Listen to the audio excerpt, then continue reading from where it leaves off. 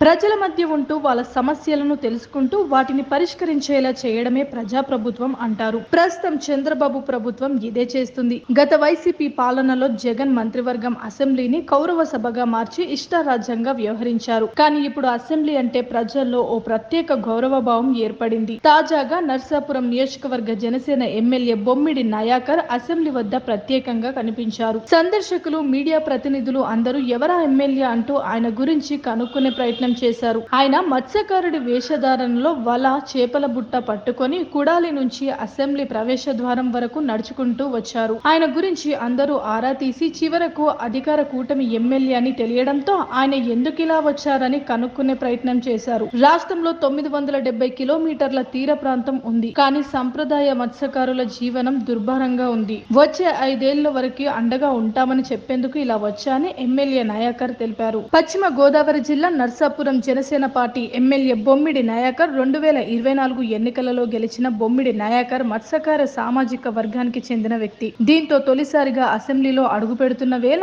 తమ మత్స్యకార సామాజిక వర్గం జీవన శైలిని అందరికీ తెలియజేసేలా ఇలా మత్స్యకార వేషధారణలో వచ్చానని బొమ్మిడి నాయకర్ తెలిపారు. మత్స్యకారుల జీవనోపాధి రాను రాను దుర్భరంగా ఉందని ఆవేదన వ్యక్తం చేశారు. గత వైసీపీ ప్రభుత్వ పాలనలో వారి జీవనోపాధి ప్రశ్నార్థకంగా మారిందన్నారు. కూటమి ప్రభుత్వంలో మత్స్యకారులకు జీవనోపాధి కల్పించేందుకు ముఖ్యమంత్రి చంద్రబాబు నాయుడు, ఉప ముఖ్యమంత్రి పవన్ కళ్యాణ్ తగిన చర్యలు తీసుకుంటారని ఆశాభావం వ్యక్తం చేశారు. మత్స్యకార వర్గానికి చెందిన తాను 2019 ఎన్నికల్లో ఓటమి చెందిన మళ్లీ 2024లో అవకాశం ఇచ్చినందుకు పార్టీ అధినేత పవన్ కళ్యాణ్ కు రుణపడి ఉంటానని చెప్పారు. మత్స్యకార సామాజిక వర్గంతో పాటు నర్సాపురం నియోజకవర్గ అభివృద్ధికి కృషి చేస్తానని అన్నారు. మత్స్యకార సామాజిక వర్గానికి జనసేన పార్టీ అధినేత డిప్యూటీ ముఖ్యమంత్రి పవన్ కళ్యాణ్ పెద్దపీట వేసి రాష్ట్ర స్థాయిలో తనకు ప్రత్యేక గుర్తింపు తీసుకువచ్చారు. మత్స్యకారుడిని కాబట్టి నర్సాపురం శాసనసభ్యుడిగా తనకు సీటు కేటాయించారు. సీటు కోసం ఎంతమంది ప్రయత్నించినా ఫలించలేదు.